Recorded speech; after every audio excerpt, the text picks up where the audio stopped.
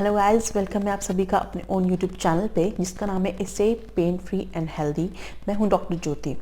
तो आज हम लोग काफ़ी ज़्यादा इंटरेस्टिंग टॉपिक डिस्कस करने वाले हैं जिसका नाम है क्रेपिटस साउंड। अगर आपके जॉइंट से कट कट की आवाज़ आती है, आप बैठ के खड़े होते हैं या कुछ भी एक्टिविटी कर रहे हो, तो आपके जॉइंट से कोई भी जॉइंट हो, मान लो ये एल्बो जॉइंट हो गया, नी जॉइंट हो गया, गर्दन के जॉइंट्स हो गए, आप अपनी उंगलियां से चटकाना जिसको कहते हैं, ये हो गया। तो ये आवाज़ क्यों आती है और इसके क्या रीज़न होते हैं, क्या ये आवाज़ ख़तरनाक है, क्या आपके लिए प्रॉब्लम वाली हो सकती है, तो आज हम लोग ये डिस्कस करेंगे।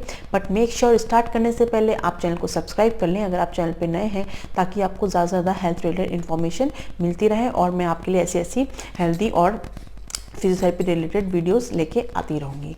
तो स्टार्ट करते हैं सबसे पहले अपने टॉपिक से जिसका नाम है क्रैपिटस। और ये वाली जो कट कट की आवाज़ होती है क्यों आती है, राइट। तो सबसे पहले क्रैपिटस साउंड क्या होती है। क्रैपिटस साउंड आपने सुना होगा काफ़ी ज़्यादा, आप खुद भी अपने ऑब्वियसली सुनते होंगे। आप बैठ के खड़े हो रहे हैं, किसी किसी के जॉइंट्स में आने लगता है स्टार्टिंग इनिशियल स्टेजेस में, कोई नॉर्मली अपने हाथ ऐसे बैठ के करने लगता है, कोई इस तरीके से अपने फिंगर्स को चटकाता है, कोई भी एक्टिविटी करते हैं जॉइंट्स में जिसमें आराम से हो जाता है। इन जॉइंट्स में हो जाता है घुटने, जो पैरों के अंगूठा होता है, जो बड़ा वाला फर्स्ट वाला जो होता है, उसमें हो जाता है फर्स्ट जो होता है।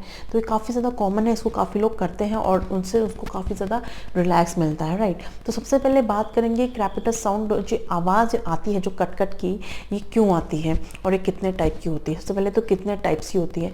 मान लीजिए जैसे अगर किसी का फ्रैक्चर है, 2 बोन्स फ्रैक्चर है, अब फ्रैक्चर की वजह से दोनों बोन्स एक दूसरे से रगड़ खा रही हैं, ठीक है, फ्रैक्चर की वजह से इस तरीके से हो रहा है, तो ये इसको कहते हैं कि ये जो है ये फ्रैक्चर वाला क्रैपिटस साउंड है, राइट। नाउ सेकंड वाले की बात करते हैं। सेकंड वाले में अगर जॉइंट जो है, आपके जोड़ जो है काफ़ी ज़्यादा डिस्ट्रप्शन या काफ़ी ज़्यादा रगड़ खाते हैं आपके जॉइंट, जैसे कि आप गठिया वगैरह में देखते होंगे।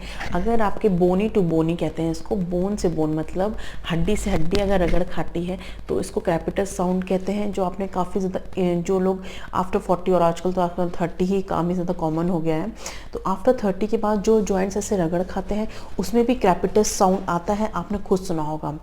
थर्ड वाला जो हो गया बर्सा, मतलब बर्सा में काफ़ी ज़्यादा फाइब्रस टिश्यूज़ प्रेजेंट होते हैं उसकी।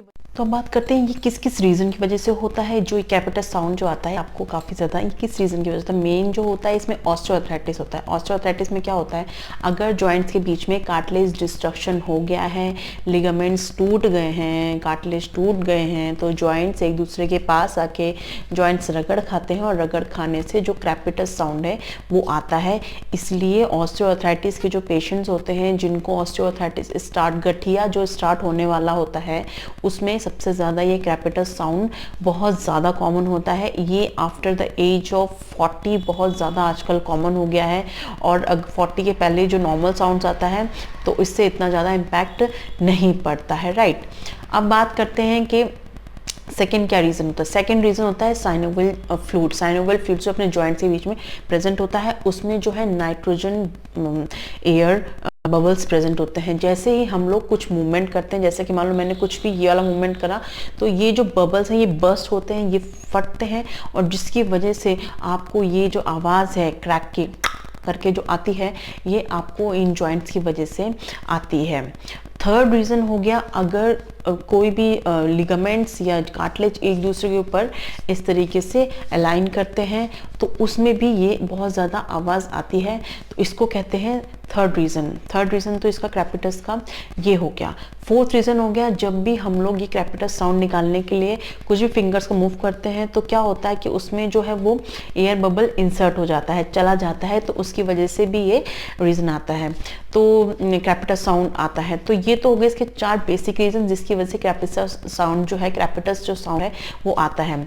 अब बात करते हैं कि इसके मेन जो आता है वो ऑस्टियोआर्थराइटिस में आता है। तो ऑस्टियोआर्थराइटिस में ऐसा क्या होता है कि क्रैपिटस साउंड आता है। ऑस्टियोआर्थराइटिस जैसे कि 3 बोन से मिलके बना होता है। एक फीमर होती है जो ऊपर होती है, इसकी साइड में टिबिया होती है, इसकी साइड में फिब्यूला होती है, और उसके बीच में जो है वो कार्टिलेज प्रेजेंट होता है, लिगामेंट्स उसके साइड में प्रेजेंट होते हैं, और बीच में मेनिस्कल प्रेजेंट होता है। तो क्या होता है, जैसे जैसे एज बढ़ती जाती है, लिगामेंट्स अपना इलास्टिसिटी जो लचीलापन होता है वो थोड़ा सा लूज करने लगते हैं, जिसकी वो जॉइंट्स को अपने तरीके से से होल्ड नहीं कर पाते हैं, जो जॉइंट्स क्या है एक दूसरे के पास आ जाते हैं और जॉइंट्स रगड़ खाते हैं, और मसल वीकनेस की वजह से भी यही होता है, जॉइंट्स एक दूसरे को होल्ड नहीं कर पाते हैं, जॉइंट रगड़ खाते हैं, रगड़ खाते हैं तो जॉइंट में पेन होता है। बट बात ध्यान रखने की ये है कि क्रेपिटस आपके लिए प्रॉब्लम वाला है भी कि नहीं, क्योंकि क्रेपिटस क्या होता है, अगर नॉर्मली आपको क्रेपिटस आ रहा है, अगर आपको आवाज आ रही है बिना दर्द के, तो ये तो हार्मलेस है, इससे आपको कोई फर्क नहीं पड़ेगा। बट अगर क्रेपिटस आपको आ रहा है दर्द के साथ, आप कुछ भी एक्टिविटी कर रहे हैं उसमें दर्द के साथ आ रहा है, तो ये आपका प्रॉब्लम वाला है। जैसे कि गठिया में भी आपको बताया, ये गठिए में ऑस्टियोआर्थराइटिस में क्या होता है, क्रेपिटस साउंड आता है जो बहुत ज्यादा, उसके साथ दर्द, सूजन, टेंडरनेस, छूने में दर्द होगा, चलने फिरने में तकलीफ होगी, तो उसमें ये बहुत ज़्यादा क्रेपिटस साउंड आता है। तो फर्स्ट रीज़न तो हो गया ऑस्टियोआर्थराइटिस, राइट। सेकेंड रीज़न हो गया इसका कि आपको पटेलो-फीमोरल सिंड्रोम है। इसमें क्या होता है, जब एकदम से हम लोग कोई एक्टिविटी नहीं कर रहे हैं और एकदम से हम लोग जंप करना, बैठना, स्क्वाट्स करना, भागना, दौड़ना, रनिंग करने लगते हैं, तो जैसे मैंने आपको बताया आपकी हड्डी है, और ये हड्डी का जो आगे वाला भाग है, यहाँ कटोरी एक प्रेजेंट होती है, आप छू के देखेंगे अपने उसके घुटने के ऊपर, तो ये क्या रगड़ खाने लगती है, रगड़ खाने लगती है, तो इसकी वजह से भी आपको ये जो आवाज़ आती है क्रेपिटस, ये आने लगती है। तो इसको भी बहुत ज्यादा ध्यान देने वाली ये बात होती है, राइट। तो जो अगर आपको ऑस्टियोआर्थराइटिस का ट्रीटमेंट चाहिए तो मैं आपको अच्छे से और एक्सप्लेन करूंगी। वैसे मैंने ऑलरेडी एक वीडियो बना रखी है कि गठिया में क्या क्या प्रॉब्लम आ सकती है, राइट। और अब बात करते हैं कि हम लोग क्रेपिटस जो साउंड है उसको हम लोग कैसे रिजॉल्व कर सकते हैं, कैसे ठीक कर सकते हैं। देखिए, अगर पटेलो-फीमोरल सिंड्रोम है तो उसके लिए आपको रेस्ट, आइस, आपको आराम करना पड़ेगा, आइसिंग करनी पड़ेगी, जो एरिया है उसको कंप्रेस करना पड़ेगा बैंडेज से, और पैर को ज़्यादा लटका के नहीं छोड़ना, नहीं तो और स्वेलिंग आ सकती है, पैर को आपको ऊपर रखना है। तो ये तो बात हो गई पटेलो-फीमोरल सिंड्रोम की, राइट। तो अब बात करते हैं, अगर आपको ऑस्टियोआर्थराइटिस है, ऑस्टियोआर्थराइटिस के लिए आपको सीढ़ियाँ कम से कम चढ़ना है, आलती-पालती नहीं करना है, उखरू नहीं बैठना है, वेस्टर्न स्टाइल टॉयलेट यूज करिए इंडियन से ज्यादा, और खट्टा थोड़ा कम खाइए, जिससे आपको ऑस्टियोआर्थराइटिस बढ़ेगा नहीं और नी रिप्लेसमेंट की तरफ नहीं पहुंचेगा, राइट।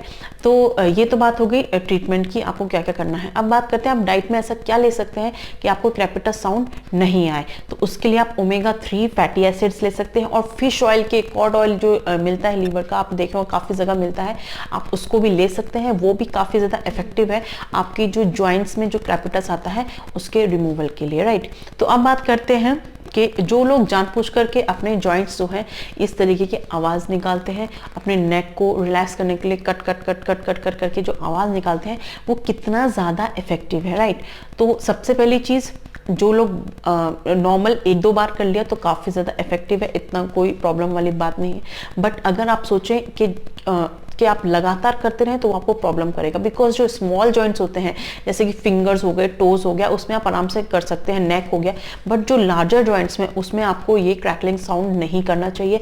ऐसा करने से जो आपके लिगामेंट्स है काफ़ी ज़्यादा वीक होंगे, इलास्टिसिटी उनकी लूज हो जाएगी, जो अपने जॉइंट्स को एक जगह होल्ड नहीं कर पाएंगे, ऑब्वियसली एक जगह होल्ड नहीं करेंगे तो जॉइंट्स रगड़ खाएंगे तो आपको क्रेपिटस साउंड होगा, और पैथोलॉजिकली भी काफ़ी वो ज़्यादा प्रॉब्लम वाली चीज़ हो जाएगी जो आपको नहीं होनी चाहिए।